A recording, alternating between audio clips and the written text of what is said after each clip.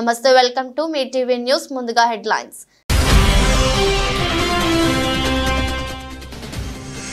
యాదగిరిగుట్ట లక్ష్మీ నరసింహస్వామిని దర్శించుకున్న తెలంగాణ గవర్నర్. ప్రత్యేక పూజలు చేసిన గవర్నర్ జిష్ణుదేవ్ వర్మ.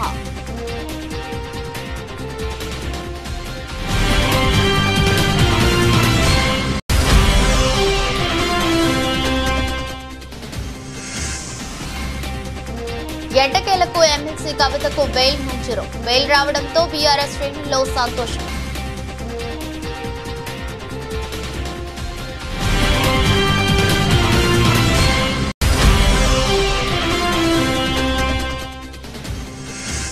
తాడిపత్రి టీడీపీ నేత జేసీ ప్రభాకర్ రెడ్డి సంచలన వ్యాఖ్యలు. తన దగ్గరి వాళ్లే 25 మంది ఇసుక దందా చేస్తున్నారని ఆరోపణ.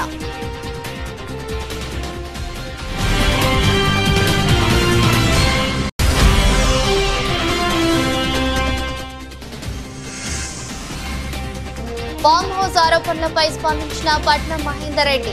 పట్టా భూమిలో రూల్ ప్రకారమే కట్టుకున్నానని వివరణ.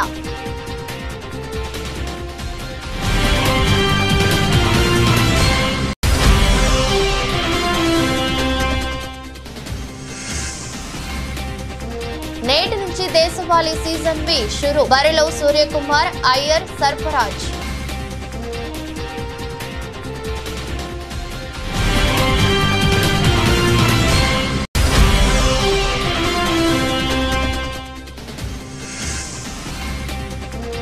మార్కెట్లకు ఫెడ్ షోస్. వడ్డీ రేట్ల తగ్గింపు అంచనాతో కదం తొక్కిన సూచీలు.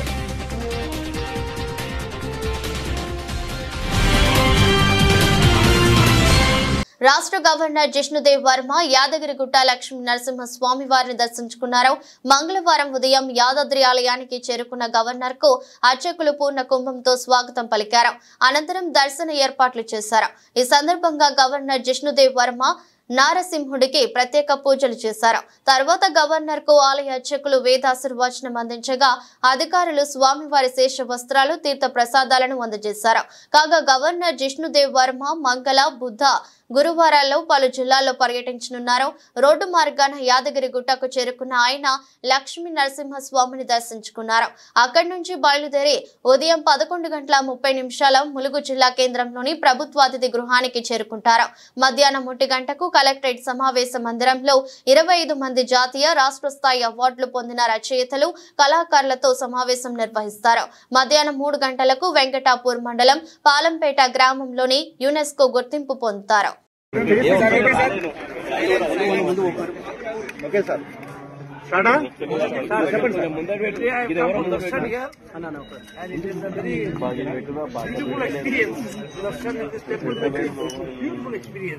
With all the tradition and Vedic hymns, so I am very impressed with this temple. It has been an experience in my lifetime experience, and I will come back here again. And may God bless you all. May Narasimha Devta bless all of you and bless the whole of Telangana. Keep the people happy. Sarve Bhavantu. నేడు MLC Kavitha bail petition విచారణ నేపథ్యంలో BRS working president KT Rama Rao, మాజీ మంత్రి Siddipet MLA Thanneeru Harish Rao, parliamentary party deputy leader Vaddiraju Ravichandra సుప్రీంకోర్టుకు చేరుకున్నారు. కాగా MLC Kavitha bail petition పై సర్వత్రా ఉత్కంఠకు తెరపడింది. కవితకు బెయిల్ మంజూరైంది. ఢిల్లీ మద్యం కుంభకోణం కేసులో అరెస్టై తీహార్ జైలులో ఉన్న BRS MLC Kalvakuntla Kavitha bail పై మంగళవారం సర్వోన్నత న్యాయస్థానంలో విచారణ జరిగింది. కవిత బెయిల్ పిటిషన్ పై విచారణను జస్టిస్ బిఆర్ గవాయ్, జస్టిస్ విశ్వనాథన్ ధర్మాసనం నిర్వహించింది. Delhi liquor case Vijay Nair bail petition పై విచారణ వాయిదా పడటంతో కవిత బెయిల్ పిటిషన్ కేసు ఏమవుతుందోనన్న ఆందోళన బీఆర్ఎస్ శ్రేణుల్లో నెలకొంది. ఎట్టకేలకు బెయిల్ రావడంతో అంతా ఊపిరి పీల్చుకున్నారు. కవిత తరపున ముకుల్ రోహత్ కి వాదనలు వినిపించారు. సుప్రీంకోర్టులో కవిత బెయిల్ కేసు విచారణ సందర్భంగా కోర్టుకు బీఆర్ఎస్ నేతలు, మాజీ మంత్రులు కేటీఆర్, హరీష్ రావు, వేముల ప్రశాంత్ రెడ్డి, ఎమ్మెల్యే కౌశిక్ రెడ్డి, ఎమ్మెల్సీ సేరి సుభాష్ రెడ్డి, ఎంపీ వద్దిరాజు, రవిచంద్ర తదితరులు నేతలు హాజరయ్యారు. కొత్వాల్గూడలోని తన ఫామ్ హౌస్ అక్రమ నిర్మాణం అంటూ వస్తున్న ఆరోపణలపై ఎమ్మెల్సీ పట్నం మహేందర్ రెడ్డి తాజాగా స్పందించారు. మంగళవారం ప్రెస్ మీట్ ఏర్పాటు చేసి ఈ విషయంపై మాట్లాడారు. కొత్వాల్గూడలోని సర్వే నంబర్ 13లో తన కుమారుడి పేరుతో 14.14 ఎకరాల పట్టా భూమి ఉందని చెప్పారు. ఆ భూమిని 1999లో కొనుగోలు చేశామని 2005లో నిబంధనల మేరకే ఎలాంటి హంగులు ఆర్భాటాలు లేకుండా చిన్న కట్టడం కట్టుకున్నామని వివరించారు. అప్పటి ప్రభుత్వం నుంచి ఇరిగేషన్ శాఖ అనుమతితో ఫామ్ హౌస్ కట్టుకున్నామని, నిబంధనలకు విరుద్ధంగా కట్టినట్లు తేలితే తానే దగ్గరుండి కూల్చేస్తానని మహేందర్ రెడ్డి చెప్పారు. తాత తండ్రుల నుంచి తమది వ్యవసాయ కుటుంబమని, తమ కుటుంబానికి చాలా వ్యవసాయ భూములు ఉన్నాయని చెప్పారు. అలాంటిది ఇంత చిన్న భూమిని కబ్జా చేయాల్సిన అవసరం తనకు లేదన్నారు. అక్కడ ఎలాంటి కాంపౌండ్ లేదని, కావాలంటే మీడియా ప్రతినిధులు సహా ఎవరైనా వెళ్లి చూడొచ్చని చెప్పారు. అవసరమైతే పట్టా కాగితాలు కూడా ఇస్తానని చెప్పుకొచ్చారు.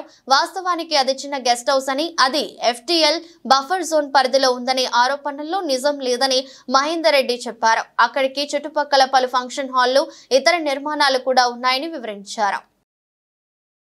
తెలంగాణ ప్రభుత్వము గౌరవ ముఖ్యమంత్రి రేవంత్ రెడ్డి గారు ఏదైతే చెరువులను కాపాడాలని చెప్పేసి నిర్ణయం తీసుకున్నాడో ఇది మంచి కార్యక్రమం. ఇది చెరువులు కబ్జాలు చేసిన వారు ఎవరైనా సరే దాన్ని కాపాడడానికి అందరూ కూడా ముందుకు రావాల్సిన బాధ్యత అందరి మీద ఉన్నది.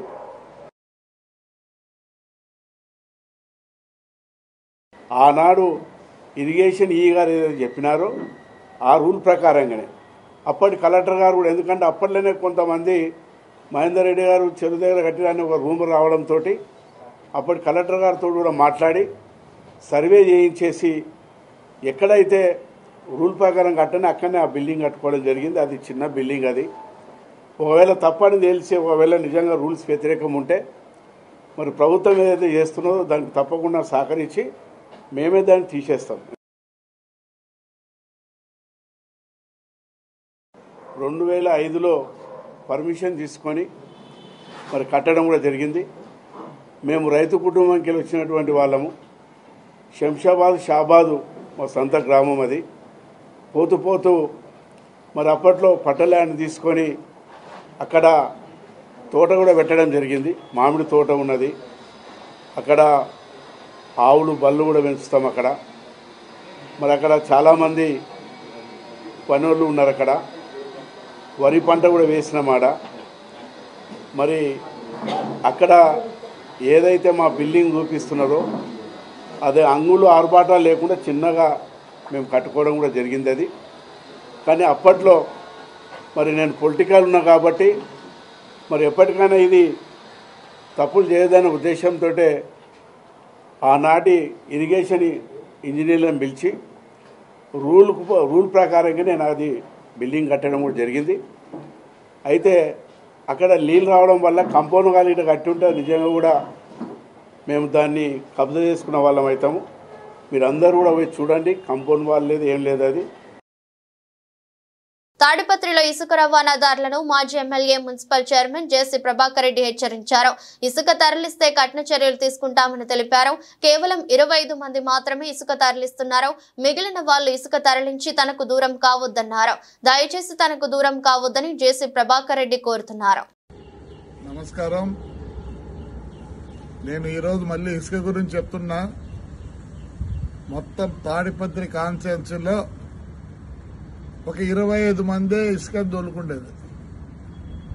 వాళ్ళందరూ నాకు ఆప్తులు. 5 ఏళ్ళు నాతో పాటు కష్టపడిన వాళ్ళు. నేను మళ్ళీ మళ్ళీ కోరుకుంటాను, మానుకోండి.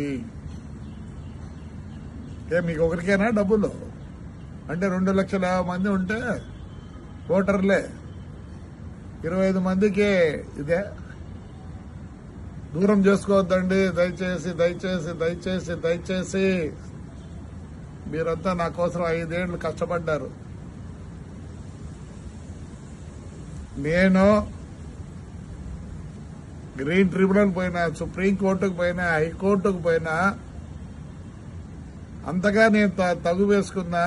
పోయిన గవర్నమెంట్లో మీకు తెలుసు నన్ను ఎన్నిసార్లు పట్టుకొని, ఒకరోజు పొద్దున్నే 7 గంటలకు పట్టుకొని అన్ని ఊర్లని తిప్పి, డిస్ట్రిక్ట్ అంతా తిప్పి, మీరందరూ వచ్చి పోలీస్ స్టేషన్ కూర్చుంటే మీ దయ వల్ల ఆ రోజు నేను బయటకు వచ్చిన. దూరం కావద్దండి. మీకు తెలుసో తెలియదో పొప్పూరుకు పోండి. ఆదివారం ఏసీబీ వాళ్ళు వచ్చి అంతా ఎంక్వైరీ చేసుకొని పోయినారు. దయచేసి వచ్చేది మీకేమీ లేదు. ఇంకోటి చెప్తున్నా, టిప్పర్ ఓనర్లో మీ బండ్లు బయటికి రావు. ఎక్కడన్నా పోయి తోలుకోండి, నా కాన్స్టిట్యూన్సీలో తోలొద్దండి. దయచేసి చెప్తున్నా. నిర్మల్ జిల్లా పెంబి మండలంలోని మందపల్లి గ్రామంలో సీసీ కెమెరాలను వీడీసీ ఆధ్వర్యంలో ప్రారంభించారు. యువతకు వాలీబాల్ కిట్స్, ప్రమాదం బారి నుండి కాపాడేందుకు హెల్మెట్స్, ఆదివాసీలకు చీరలను పంపిణీ చేసి యువత క్రీడా నైపుణ్యంగా ఉండాలని, జాగ్రత్తగా వాహనాలు నడపాలని, వాహనదారులకు హెల్మెట్స్, గిరిజనులకు చీరలు పంపిణీ చేసి గిరిజనులతో నృత్యం చేసి విలేజ్ డెవలప్మెంట్ కమిటీని అభినందించారు. ఒక్క సీసీ కెమెరా 100 మంది పోలీసులతో సమానమని, విద్యార్థులు మంచిగా చదువుకోవాలని, డబ్బులు లేకపోతే నేను ఇచ్చి చదువు స్తానని గిరిజనులతో మాట్లాడటం ఆనందంగా ఉందని జిల్లా ఎస్పీ జానకి శర్మిల తెలిపారు. అలాగే ఈ సీసీ కెమెరాస్ పెట్టుకున్నందుకు ఈ ఎంబీఎస్ఐ శంకర్ వీడీసీ మెంబర్స్ అందరికీ కూడా నేను శుభాకాంక్షలు తెలియజేస్తాను. ఎక్కడికి వెళ్ళినా వీడీసీ గురించి కంప్లైంట్స్ ఇప్పిస్తూ ఉంటాయి. ఇప్పటికైతే ఓవర్కి వస్తూనే ఉంటాయి. ఊళ్ళో వీడీసీ వాళ్ళు బహిష్కరించారు, వీడీసీ వాళ్ళు హెరాస్ చేస్తున్నారు, వీడీసీ వాళ్ళు డబ్బులు అడుగుతున్నారు అని. కానీ ఇక్కడ వీడీసీ వాళ్ళు వాళ్ళే పూనుకొని మంచిగా కెమెరాస్ పెట్టించడం అంటే నాకు చాలా సంతోషంగా ఉంది. మంచి పనులు చేస్తున్నందుకు మీ అందరికీ కూడా నా అభినందనలు తెలియజేస్తాను. అలాగే సీసీ కెమెరాస్ మా డిఎస్పీ గారు చెప్పినట్టు ఒక సీసీ కెమెరా 100 మంది పోలీసులకు సమానం. దొంగతనాలు ఇప్పుడు మనకి ఏమవుతుందంటే ఇదివరకు ఇక్కడ లోకల్ దొంగలు అలా వచ్చి ఇలా చేసుకుంటూ పోతూ ఉండేది. ఇప్పుడు ఎక్కడెక్కడ నుంచి వస్తున్నారు, రాజస్థాన్ నుంచి వస్తున్నారు, బీహార్ నుంచి వస్తున్నారు, హర్యానా నుంచి వస్తున్నారు, చేస్తారో వెళ్ళిపోతారు. మాకు ఎట్లా తెలుస్తుంది? తెలియదు.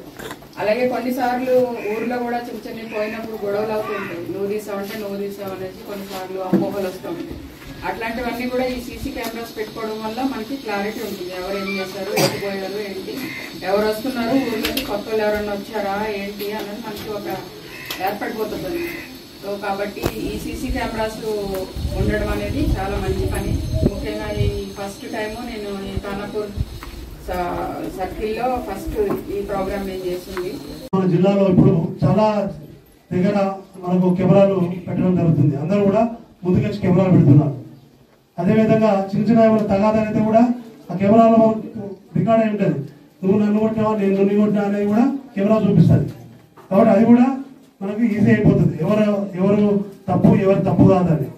కాబట్టి ఇటువంటి ప్రోగ్రాం తీసుకొని ఇటువంటి గ్రామంలో కెమెరాలు పెట్టిన మీ అందరికీ కూడా వీడీసీ మరి గ్రామ పెద్దలు ఉన్నారు, అందరికి కూడా హృదయపూర్వక ధన్యవాదాలు. ఆదివాసులకు తరతరాలుగా అభివృద్ధి ఫలాలు అందడం లేదని 70 ఏళ్ల స్వతంత్ర సమాజంలో నేటికి గిరిజన అభివృద్ధిపై ప్రభుత్వాలు మార్పు తీసుకురావడంలో విఫలమైందని ఆదివాసీ నాయకులు అన్నారు. ఈ మేరకు ఆదివాసీ నాయకుల పిలుపు మేరకు కొమరం భీం ఆసిఫాబాద్ జిల్లా తిర్యాని, లింగాపూర్, సిర్పూర్, ఆసిఫాబాద్ ఏజెన్సీలో సంపూర్ణంగా బంద్ పాటించారు. ప్రభుత్వ, ప్రైవేటు పాఠశాలలు సహా వర్తక, వ్యాపార సముదాయాలు స్వచ్ఛందంగా బంద్ పాటిస్తున్నాయి. ఈ సందర్భంగా ఆదివాసీ నాయకులు మాట్లాడుతూ నేటికి గిరిజన గ్రామాలలో విద్య, వైద్యం, తాగునీరు, సాగునీరు లేక నానా అవస్థలు పడుతున్నారని, రహదారులు సక్రమంగా లేక నానా అవస్థలు పడుతూ బురదలో ప్రయాణం కొనసాగిస్తున్నారు. ఇప్పటికైనా కేంద్ర, రాష్ట్ర ప్రభుత్వాలు ఏజెన్సీ ప్రాంత పరిరక్షణ చట్టాలను పకడ్బందీగా అమలు చేయాలని డిమాండ్ చేశారు.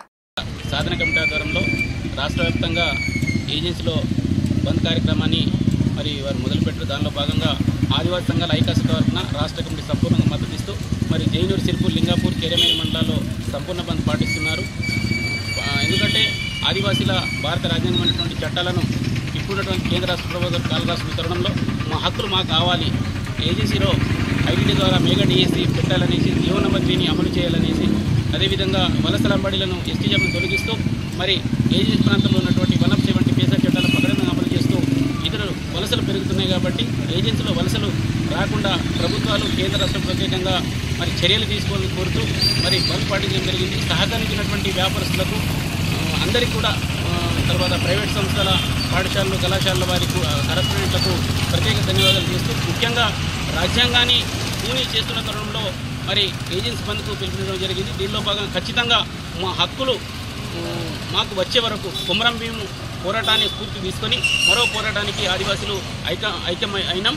అదేవిధంగా ఏజెన్సీ డిఎస్సిని వెంటనే ప్రకటిస్తూ బ్యాక్లాగ్ పోస్టులు వెంటనే భర్తీ చేస్తూ ఆదివాసీ నిరుద్యోగ యువకులకు ఉద్యోగులు వచ్చే వరకు కూడా నిరంతరం పోరాటం కొనసాగిస్తుంటామని తెలియజేస్తున్నాం.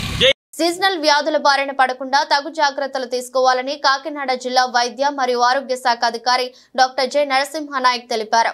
ఈ విషయంపై ఆయన మాట్లాడుతూ వర్షాకాలంలో నీరు నిల్వ ఉంటుందని, కావున నిల్వ ఉన్న నీటి గుంటలలో ఆయిల్ బాల్స్ వేస్తారని, దాని ద్వారా నీటిపై ఒక పొరల ఏర్పడి దోమల ఉత్పత్తి నియంత్రిస్తుందని తెలియజేశారు. ప్రతి శుక్రవారం కూడా ఫ్రైడే డ్రై డే కార్యక్రమాన్ని నిర్వహిస్తున్నట్లు, ఎవరికైనా అనారోగ్యంగా ఉంటే దగ్గరలో ఉన్న పిహెచ్సికు గాని, యూపీహెచ్సికు గాని, కమ్యూనిటీ హెల్త్ క్లినిక్ కు గాని వెళ్లి పరీక్షలు చేయించుకోవాలని సూచించారు. అందరికీ నమస్కారం అండి. నేను డిఎంహెచ్ మాట్లాడుతూ ఉన్నాను. ఇప్పుడు ఈ కాలం ఇది వర్షాకాలము, ఎక్కువ వర్షాలు పడతా ఉన్నాయి, నీరు ఎక్కువ నిల్వ ఉండే అవకాశం ఉంది.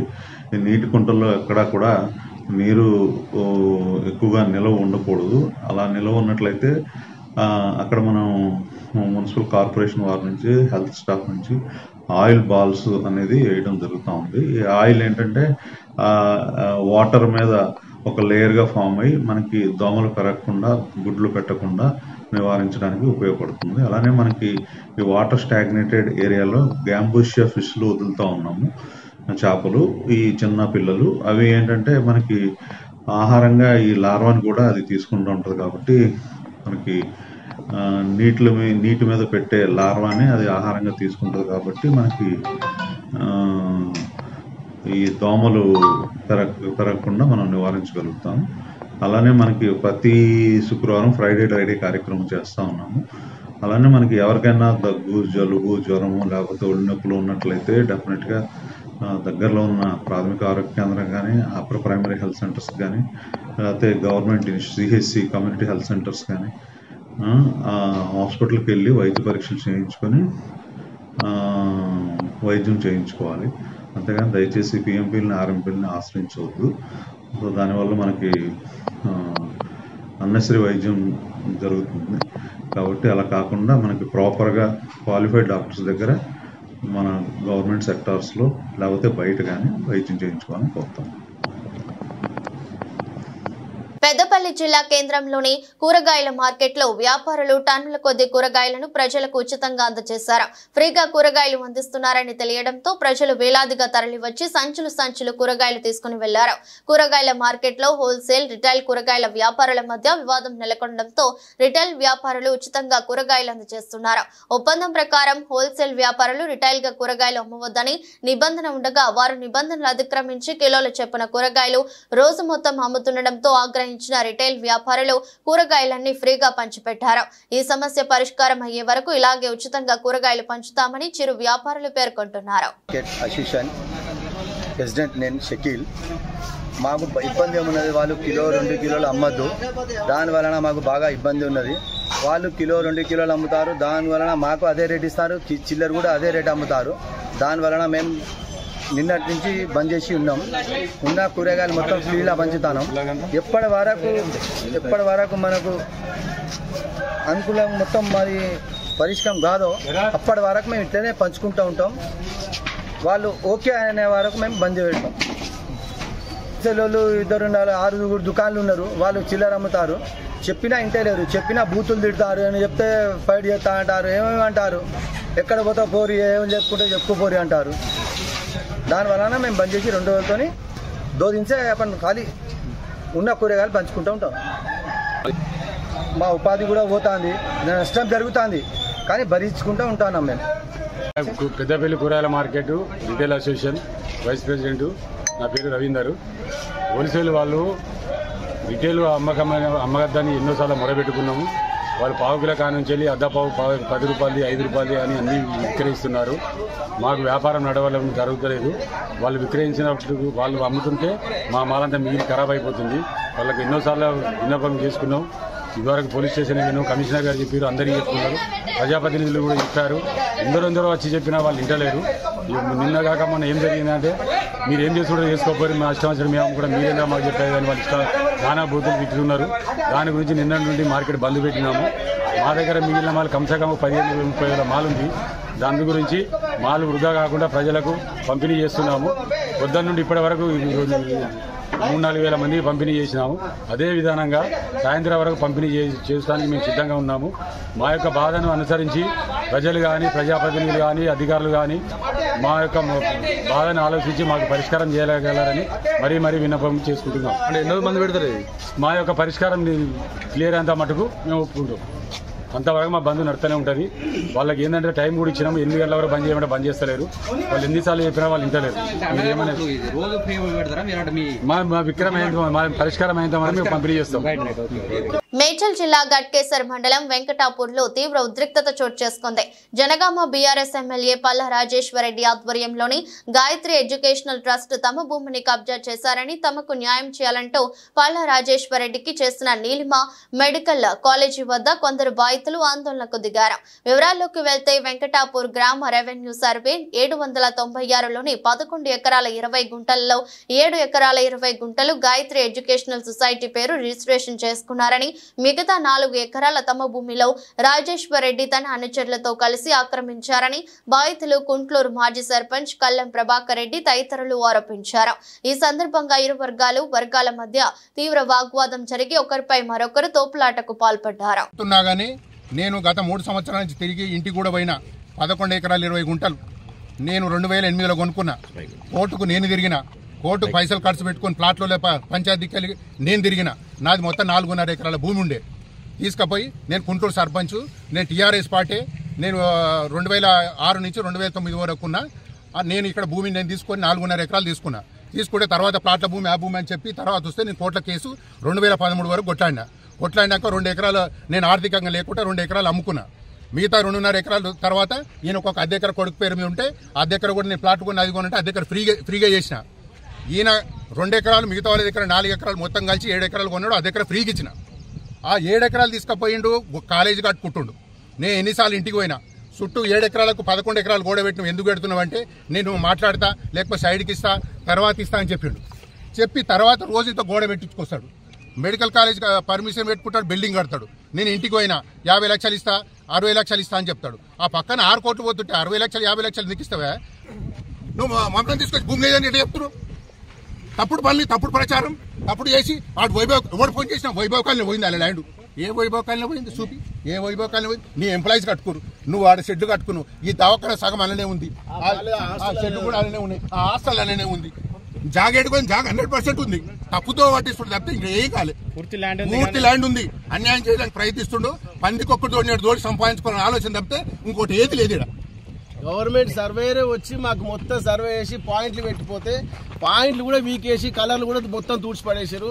ఈయన మళ్ళీ మాట్లాడతాడు, హరీష్ రావు మాట్లాడతాడు, న్యాయంగా మేము ఎన్ఓసీలు ఇచ్చినాం. నాది నేను ల్యాండ్ లార్డ్ ఇంట్లో నాకు గోడ ఎంపడి బౌండరీ మొత్తం నా పేరు మీద ఉంది. నన్ను లోస్తే గలాలు పడతాను ముందుకు వస్తా తప్ప ఎవరు నా కొడుకు ఏ గవర్నమెంట్ ఆఫీసర్ దగ్గర పోయినా ఎవరు చూడు మేము వాళ్ళని అడిగి చెప్తామండి. పల్లరాజేశ్వర నువ్వు గవర్నమెంట్ ఆఫీసర్ అంటే పల్లరాజేశ్వర ఎన్ఓసీ తీసుకొని మాకు ఆర్టీఐ కింద ఇన్ఫర్మేషన్ ఇస్తారట. మీకు అంతా ఎన్ఓసీ క్లియర్ గా గవర్నమెంట్ రూల్స్ చెక్ చేసి ఇచ్చినాడు. వచ్చి కూడా మనకు జాగలేదు. గోడకు వాటర్ బాడీకి నీళ్ళని గోడలు పక్కకే ఉన్నాయి. వీళ్ళని న్యాయం చేసేది టీఆర్ఎస్ వాళ్ళు. దేవుని దయ వల్ల కాంగ్రెస్ వచ్చింది. రేవంత్ రెడ్డి గారికి ఒకటే విన్నపం చేస్తున్నారు, గోడ ఇల్లీగల్ ఎవ్వదైనా సరే కూలగొట్టరు, మా జాబ్ మాకు ఇప్పేయండి. కాకినాడ జిల్లా ప్రతిపాడు మండలం ఏలేశ్వరం గురుకుల పాఠశాలలో ఫుడ్ పాయిజన్ జరిగింది. 20 మంది విద్యార్థులకు అస్వస్థకు గురయ్యారు. వారిని ఏలేశ్వరం గవర్నమెంట్ హాస్పిటల్ కు తరలించి వైద్యం అందిస్తున్నారు. గురుకుల పాఠశాల క్యాంటీన్ అపరిశుభ్రంగా ఉండటం వల్లే ఫుడ్ పాయిజన్ అయి ఉంటుందని విద్యార్థిని తల్లిదండ్రులు అనుమానాలు వ్యక్తం చేస్తున్నారు. గతంలో ఇదే గురుకుల పాఠశాలలో విలేకరులు వార్తలు ప్రచురించగా వారిపై కూడా తప్పుడు ప్రచారాలను సైతం చేయించుకున్న గురుకుల పాఠశాల సిబ్బంది ఈ విషయం తెలుసుకున్న జిల్లా కలెక్టర్ హుటాహుటిన ఏలేశ్వరం బయలుదేరారు.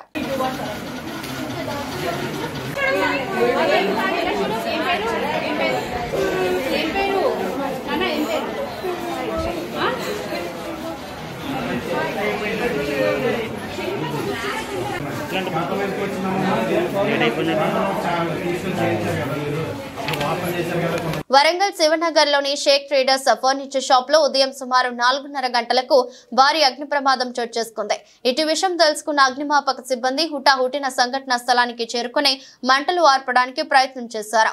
ఈ అగ్ని ప్రమాదం షార్ట్ సర్క్యూట్ వలన లేదా ఇతర కారణాల వలన దర్యాప్తు చేసి తెలుపుదామని వరంగల్ డిఎఫ్ఓ శ్రీధర్ రెడ్డి తెలిపారు. ప్రస్తుతానికి మంటలు అదుపులోకి వచ్చి డిఎఫ్ఓ సుమారు 10 లక్షల వరకు ఆస్తి నష్టం జరిగిందని తెలిపారు.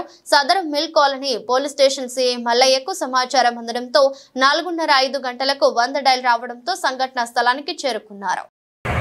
ఈరోజు మార్నింగ్ 4:30కి 4:29 ఫస్ట్ వచ్చింది కాలు. ఫైర్ కాల్ అనేది ఒకసారి 4:30 కన్ఫర్మ్ చేసుకున్నాము. ఫస్ట్ మా ఫైర్ కంట్రోల్ నుండి హైదరాబాద్ వచ్చింది. వాళ్ళు కాల్ కన్ఫర్మ్ చేసుకొని వెంబడే మాకు వరంగల్ ఫైర్ స్టేషన్ కరెంట్ ఇచ్చారు. మేము 4:30కి వరంగల్ ఫైర్ స్టేషన్ దిగి కరెంట్ ఎందుకంటే 4:34 స్పాట్ రీచ్ అయింది. వచ్చిన తర్వాత ఫైరింగ్ చూసేసరికి ఫైర్ చాలా ఎక్కువ ఉండడంతో ఇమీడియట్గా హన్మకొండ, గొర్రెకుంట మరియు వర్ధనపేట ఫైర్ స్టేషన్ సమాచారం ఇచ్చారు. శ్రీకారం 4 సంవత్సరాలు వెంబడి మేము వచ్చాను. వచ్చి 4 వెహికల్స్ తోటి 4 వైపున 4 వెహికల్స్ పెట్టి ఫైర్ కంట్రోల్ చేయడం జరిగింది. ఈ ఫైర్లో ఫస్ట్ ముందు భాగం 2 భాగాలు ఉంది. దీంట్లో ఫస్ట్ భాగంలో మనకు గోల్డ్ ఫర్నిచర్ ఉంది. వెనుక భాగంలో బార్దాన్ అంటే గన్ని బ్యాగ్స్ ఉన్నాయి. బాగా ఆ గన్ని బ్యాగ్స్ స్టోరీ ఎక్కువ వల్ల ఫైర్ చాలా ఎక్కువ జరిగింది. అది మా ఫైర్ సిబ్బంది కృషి వల్ల మరి పోలీసు వారి సిబ్బంది అందరి కృషి వల్ల మన పక్కకున్న ఒకటి ప్లైవుడ్ గోదాం ఉంది, ప్లస్ పక్కన ఇంకో గన్ని బ్యాగ్స్ గోదాం ఉంది. అది ఫైర్ ఎక్స్టెండ్ కాకుండా కంట్రోల్ చేయడం జరిగింది. ఆల్మోస్ట్ ఫైర్ మొత్తం కంట్రోల్ అయిపోయింది. కొంచెం ఉంది. అది ఇంకొక హాఫ్ అన్ అవర్లో మొత్తం చూసుకోవడానికి జరుగుతుంది. ఎవరికైనా ఏమన్నా ప్రమాదం ఏమన్నా అట్లాంటిది ఎవరికి ప్రాణ నష్టం జరగలేదు. ఓన్లీ ఆస్తి నష్టం జరగడం జరిగింది. దేశవాళీ సీజన్ ప్రారంభానికి సూచికగా మంగళవారం నుంచి మొదలవుతున్న బుచ్చిబాబు పోరులో టీమిండియా స్టార్ క్రికెటర్లు సూర్యకుమార్ యాదవ్, శ్రేయాన్ అయ్యర్, సర్ఫరాజ్ ఖాన్ బరిలోకి దిగుతున్నారు. తమిళనాడు క్రికెట్ అసోసియేషన్ 11 తో జరిగే పోరులో ముంబై తరపున ప్రాతినిధ్యం వహించనున్న వీరిపై అందరి దృష్టి నెలకొంది. రానున్న బిజీ సీజన్ దృష్టిలో పెట్టుకుని జాతీయ జట్టులో చోటు ఆశిస్తున్న ఈ ముగ్గురు బుచ్చిబాబు పోరులో సత్తా చాటేందుకు సిద్ధమవుతున్నారు. గాయం కారణంగా టెస్టు జట్టుకు దూరమైన అయ్యర్ తిరిగి ఫామ్ లోకి వచ్చేందుకు ప్రయత్నిస్తుండగా సూర్యకుమార్, సర్ఫరాజ్ అదే పనిలో ఉన్నారు. ఇప్పటి వరకు 14 టెస్టులాడిన అయ్యర్ అంతగా ఆకట్టుకోలేకపోతున్నారు. గతేడాది జనవరి నుంచి 12 ఇన్నింగ్స్ లో అయ్యర్ 17 సగటుతో 187 పరుగులకే పరిమితమయ్యాడు. ఇందులో 35 అత్యధిక స్కోరు కావడం గమనార్హం. ఇటీవల టీ20 కెప్టెన్ గా ఎంపికైన సూర్యకుమార్ టీమిండియా తరపున గతేడాది ఏకైక టెస్టు ఆడాడు. మరోవైపు స్వదేశంలో ఇంగ్లాండ్ తో జరిగిన టెస్ట్ సిరీస్ ద్వారా అరంగేట్రం చేసిన ముంబై కెప్టెన్ సర్ఫరాజ్ జాతీయ జట్టులో తన చోటు నిలుపుకోవాలని చూస్తున్నాడు. 5 ఇన్నింగ్స్ లో 50 సగటుతో సర్ఫరాజ్ 200 పరుగులు చేశాడు. మంగళవారం తమిళనాడుతో జరిగే మ్యాచ్ లో ముంబై జట్టును సర్ఫరాజ్ ముందుండి నడిపించనున్నాడు. మరోవైపు గత రంజీ సీజన్ లో అత్యధిక వికెట్లతో ఆకట్టుకున్న సాయి కిషోర్ తమిళనాడు జట్టుకు నాయకత్వం వహిస్తున్నారు. వడ్డీ రేట్లను తగ్గిస్తామని అమెరికా ఫెడరల్ వ్యాఖ్యలు దేశీయ సూచీల్లో ఉత్సాహాన్ని నింపింది. లాభాల్లో ప్రారంభమైన సూచీలు చివరి వరకు ఇదే ట్రెండ్ ను కొనసాగించింది. మెటల్, ఐటీ, కన్స్యూమర్ డ్యూరబుల్ సూచీలకు మదుపరుల నుంచి లభించిన మద్దతుతో వరుసగా 5వ రోజు సోమవారం సూచీలు భారీగా లాభపడ్డాయి. దేశీయ మార్కెట్లోకి విదేశీ సంస్థాగత పెట్టుబడిదారులు భారీగా నిధులు కుమ్మరించడం, బ్లూ చిప్ సంస్థలైన హెచ్డిఎఫ్సి బ్యాంక్, రిలయన్స్ లో మదుపరులలో సెంటిమెంట్ ను మెరుగుపరిచింది.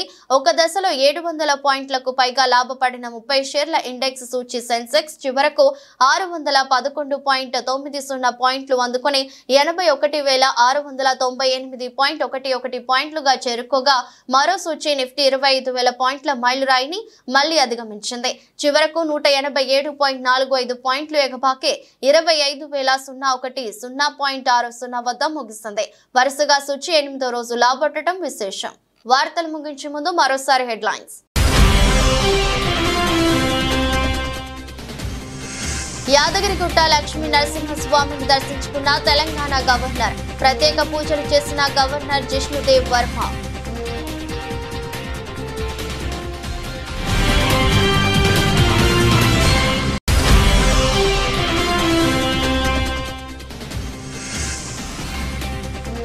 ఎట్టకేలకు ఎమ్మెల్సీ కవితకు బెయిల్ మంజూరు. బెయిల్ రావడంతో బీఆర్ఎస్ శ్రేణుల్లో సంతోషం.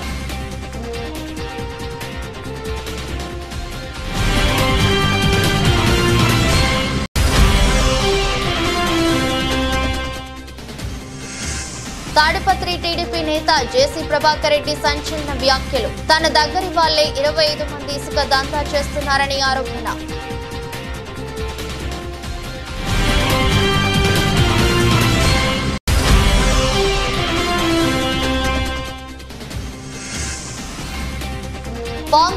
ఆరోపణలపై స్పందించిన పట్నం మహేందర్ రెడ్డి. పట్టా భూమిలో రూల్ ప్రకారమే కట్టుకున్నానని వివరణ.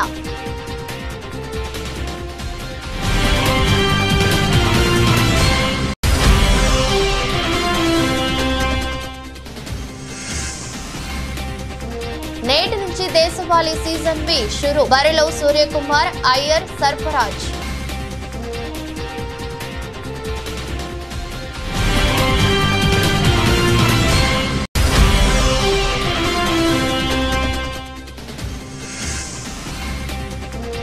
మార్కెట్లకు ఫెడ్ షోస్. వడ్డీ రేట్ల తగ్గింపు అంచనాతో కదం తొక్కిన సూచీలు.